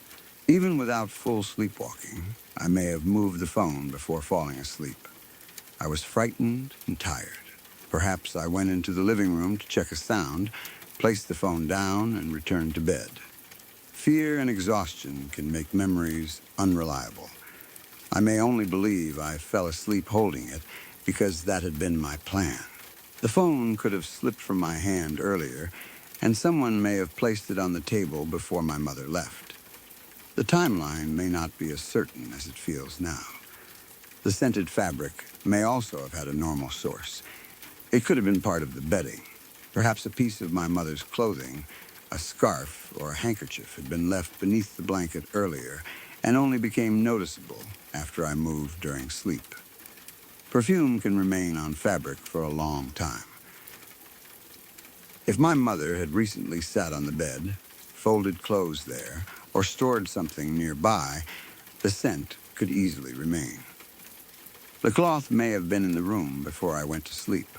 I simply did not notice it until waking frightened and searching for evidence that someone had visited. The fabric might even have belonged to me or been carried into the bed by the cat. Cats move small objects. They pull fabric, climb over furniture, and carry things in their mouths or claws. The cat may have dragged a scented item from another room onto the bed. If it had belonged to my mother, it would smell like perfume. The cat could also have knocked the phone from the bed or caused me to move it. However, it would be difficult for a cat to place a phone neatly on a living room table. The phone's location suggests human action, though I do not know how neatly it was positioned. It may have fallen onto a chair or surface that memory later simplified into on the table. Another possibility is that my mother did return briefly. She may have come home, checked on me, moved the phone so I would not drop or damage it, left a piece of scented fabric accidentally, and gone out again. When I woke later, she was absent, so I assumed she had never returned. Adults sometimes make short trips home without waking children fully. She may have needed to collect something, change clothes, or check the apartment. If I asked her later, she might have forgotten the brief visit or not understood which night I meant. The figure sitting on the bed would then truly have been my mother. The physical evidence would make sense. She saw me asleep with the phone in my hand, removed it, carried it to the living room, and left the fabric behind. Then she left again. This is one of the cleanest explanations. The main problem is that I apparently believed she had not returned at all. But as a child, I may not have known her exact movements. She could have entered quietly and left before I fully woke. A relative, neighbor, babysitter, or family friend may also have had access. Perhaps someone had been asked to check on me. They entered, sat on the bed, moved the phone, and left. They may have worn perfume or carried the fabric. My mother might have arranged this without explaining it clearly. The person's presence would be innocent, but waking later without knowing who they were would make it terrifying. I do not remember anyone later admitting to visiting. Still, childhood memories often lose conversations that would solve them. The important emotional image survives while the explanation fades. It is also possible that the person was never physically present. The experience of someone entering and sitting on the bed may have been a hypnopompic or hypnagogic hallucination. These can occur while falling asleep or waking. The real bedroom remains visible, but the mind adds a dream figure. People often see family members, strangers, animals, or shadowy shapes. They may hear footsteps, feel the mattress sink, or sense someone sitting beside them. The experience can be completely convincing. I may have dreamed that my mother came home because I wanted her to return. My frightened mind created the most comforting possible visitor. The mattress may have shifted because I moved, the cat jumped onto it, or the bed naturally settled. My brain interpreted the sensation as someone sitting down. Then I continued sleeping. Later, I found the fabric and missing phone, which were unrelated ordinary details. Fear connected them to the dream. The person sat beside me. The fabric appeared beside me. The phone moved. Therefore, the person must have left the fabric and taken the phone. That connection feels logical, but it may have been created afterward. The three events do not necessarily have one cause. The dream came from anxiety. The fabric was already in the bed. The phone was moved by me earlier or during sleep. When I woke and discovered them together, they formed one frightening story. This is how the brain often handles coincidence. It prefers one explanation over several unrelated ones. My fear of being alone likely shaped everything. I went to sleep expecting danger. I kept the lights on because I believed something might appear in the dark. I held the phone because I expected I might need help. That level of anxiety can continue into dreams. The mind may create exactly the event I feared, someone entering while my mother was gone. But because I wanted safety too, the figure looked like my mother at first. The nightmare did not reveal the threat immediately. It allowed me to believe I was safe, then changed the meaning when I woke and found she was still absent. That delayed fear may be why the memory stayed so strong. The figure did not frighten me while I saw it. The terror came later. First, I accepted the visitor. Then I learned the person could not have been who I thought. That kind of reversal is deeply unsettling. A stranger who looks frightening from the beginning is easier to understand. A familiar person whose identity collapses afterward makes the entire memory unstable. I have also wondered whether the perfume affected the dream. Smell can enter sleep. If a scented cloth was already beside me, I may have smelled my mother's perfume while sleeping. My brain interpreted the familiar scent as evidence that she had returned. It created an image of her entering the room and sitting on the bed. When I woke, the real source of the smell was still there. This explanation is especially plausible. The physical object did not appear because of the dream. The dream appeared because of the physical object. The perfume reached me first. The sleeping mind built a scene around it. Mother is here. She has come into the room. She sits beside me. Later, when I woke and saw the cloth, I reversed the relationship. I assumed the dream visitor had left it. In reality, the cloth may have created the visitor. The phone could have moved independently through my own half-asleep actions. The cat might have contributed too. A cat jumping onto or off the mattress can create the sensation of someone sitting nearby. If the room was bright, I may have opened my eyes briefly and seen a vague shape. My brain combined the cat's weight, the perfume, and my desire for my mother to return. The result was a realistic image of her sitting on the bed. I remained asleep enough not to inspect her face or speak. Then the moment became a memory. There is a more disturbing ordinary possibility. Someone actually entered the apartment without permission. A person with a key, an unlocked door, or knowledge of the building could have come inside. They entered my room, sat beside me, moved the phone, and left fabric behind. Perhaps they did not intend to harm me. They may have been confused, intoxicated, or entering the wrong apartment. But a stranger entering while a child slept would be extremely serious. There is no evidence of forced entry. Nothing else was missing. I do not remember the door being open or damaged. The person would also need to leave without waking me fully or disturbing the cat. That is possible, but far less likely than sleepwalking or a known visitor. A real intruder usually has a motive. Moving a child's phone to a table and leaving scented fabric does not form a clear one. The paranormal interpretation is that something appeared in the form of my mother.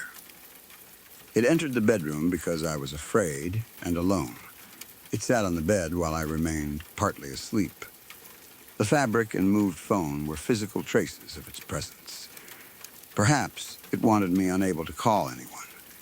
Maybe the perfume was meant to make the figure seem familiar. When I woke and realized my mother had never returned, I understood that something had imitated her. This interpretation is frightening because it suggests deliberate deception. The figure did not appear as a monster. It used the person I most wanted to see. But nothing else supernatural happened. The cloth was ordinary. The phone was undamaged. The figure never spoke, attacked, or returned in a known pattern. A collection of sleep-related and household explanations is much more likely. Memory is also a major factor. This happened when I was around 9 or 10. The order may have changed over the years. Perhaps my mother was home earlier, sat on the bed, and later went out. I may have combined that real event with waking alone. The phone may have been moved before I slept. The fabric may have been one of her belongings. As the memory was retold, everything became one night and one mysterious sequence. Childhood memories are not stored like continuous video. They survive as images and feelings. Mother sitting on the bed. Perfume.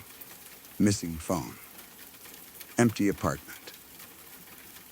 Waiting outside.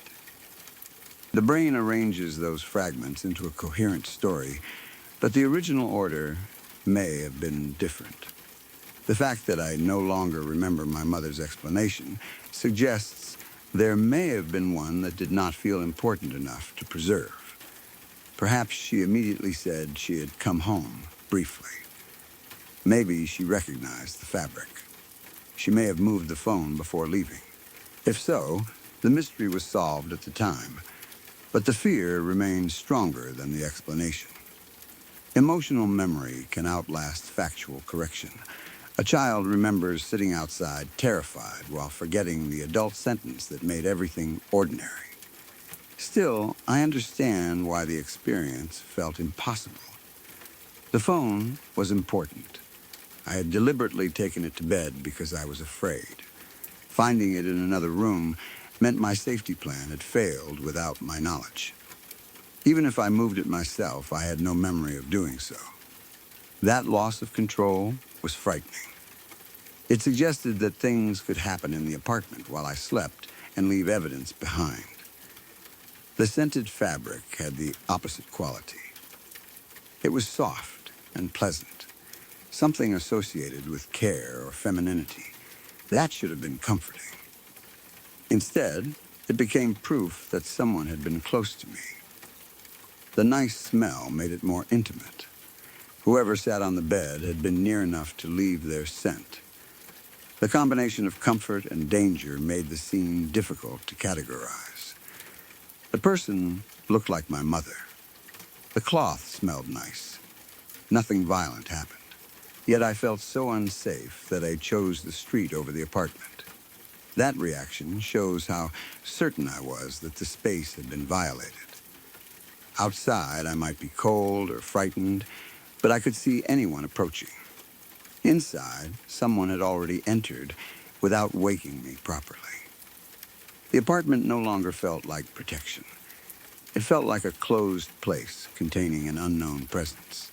The most likely explanation is that I experienced a vivid, half-awake dream caused by anxiety, the cat's movement, or the smell of a piece of my mother's clothing already in the bed. I probably moved the phone myself during a brief awakening, or placed it in the living room earlier and forgot. Another strong possibility is that my mother returned briefly, checked on me, moved the phone, and left again. Either explanation accounts for the physical details without requiring an intruder or paranormal visitor. I cannot prove which one happened. The memory is too old, and the people involved may not remember. What remains is the experience as I lived it. I am 9 or 10 years old, terrified of being alone. Every light in the apartment is on. I hold an old Nokia in my hand because it is the only thing connecting me to my mother. The cat barely tolerates being beside me, but I keep him close. At some point, someone enters the bedroom. I see the shape of my mother. She sits on the bed. I remain asleep enough to accept it. Later, I wake. A scented piece of fabric lies beside me. The phone is gone. I search and find it on the living room table. My mother has not returned. The apartment is still empty. Maybe she came back and left again. Maybe I walked through the rooms in my sleep. Maybe the perfume created a dream of her presence. Those are the answers I trust now. But the child I was did not have them. He only knew that someone had sat on his bed and moved the object he was holding for protection. So he left the lights, the cat, and the apartment behind. He opened the door and sat outside in the night, waiting for his mother. For some reason, the street felt safer. At least outside, if someone approached, he would know they were coming. Inside, someone already had.